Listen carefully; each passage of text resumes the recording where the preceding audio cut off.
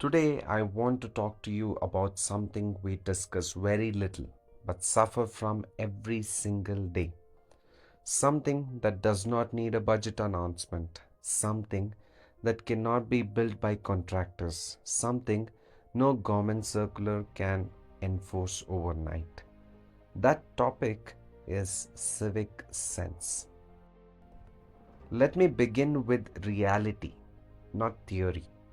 Just a few months ago, a video went viral from a major Indian city.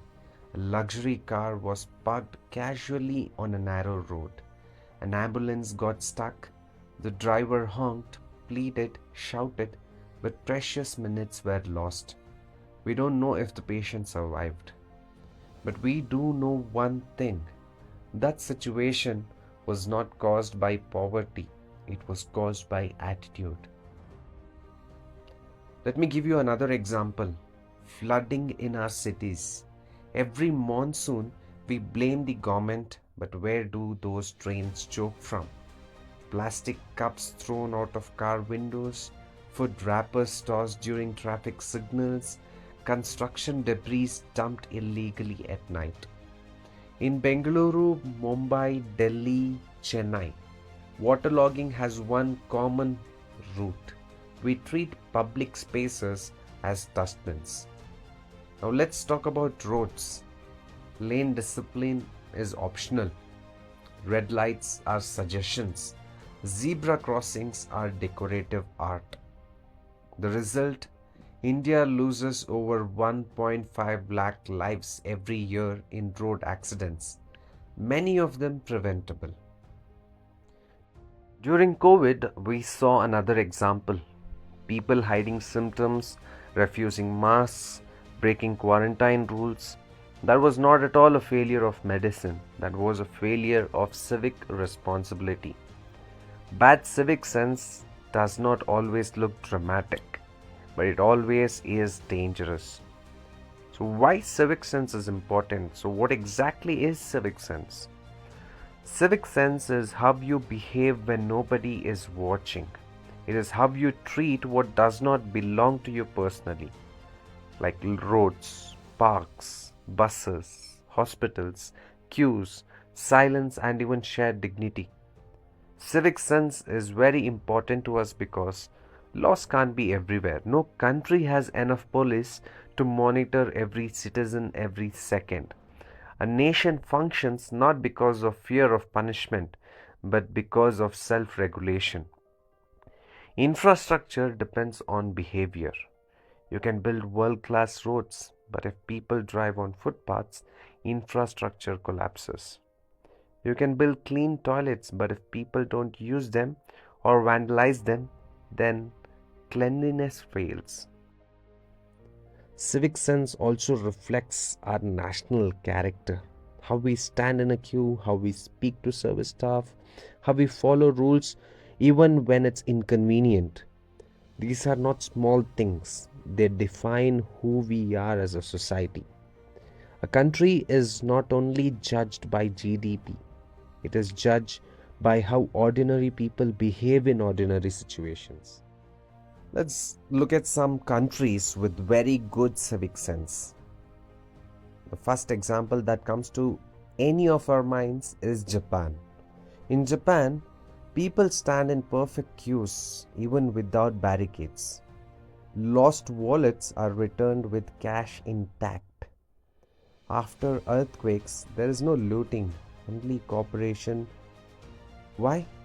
Because from childhood, cleaning schools is done by students themselves. Responsibility is taught very early. Another country with such great reputation for civic sense is Singapore.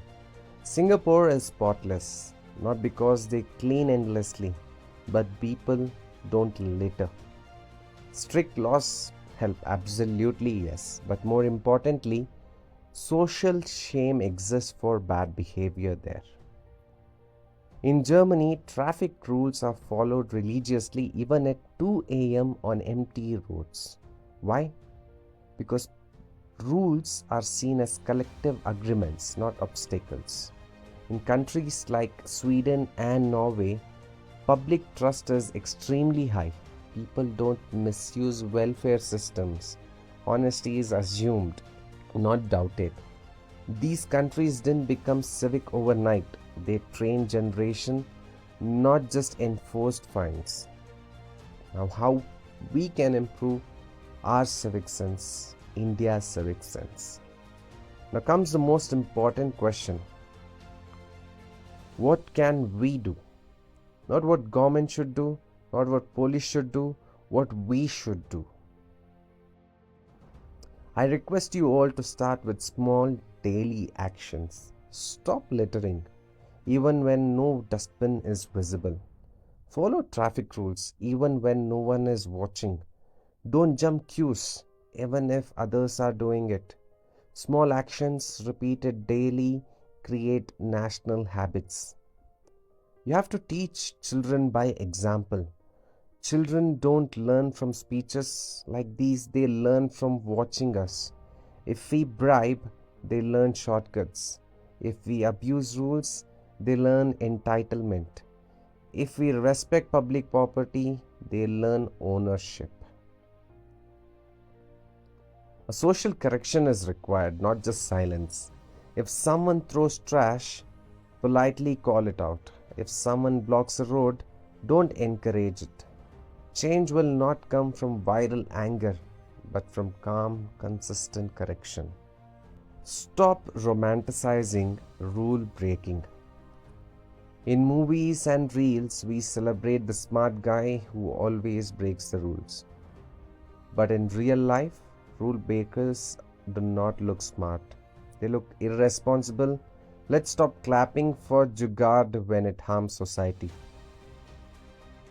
Now, how do we benefit as an individual and as a nation? Why should we care? Firstly, for better quality of life.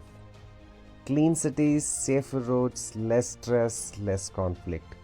Civic sense reduces daily friction in life. There would be an economic growth.